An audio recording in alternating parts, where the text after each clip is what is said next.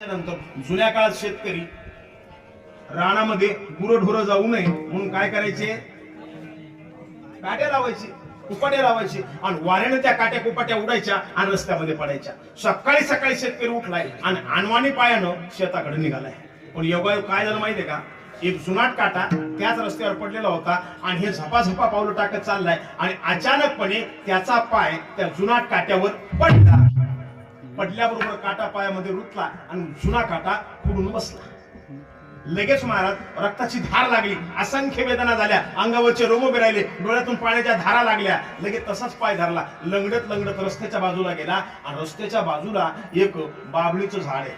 बाबळीचं झाड आहे, त्या बाबळीच्या झाडाचा यानं काटा तोडला आणि खाली बसला आणि त्या पायातला काटा बाबळीच्या तोडलेल्या काट्यानं काटा, तुम्हाला माहिती आहे ना काट्यानं काटा, माहिती आहे सगळ्याला, जन्मोजन्मी आम्ही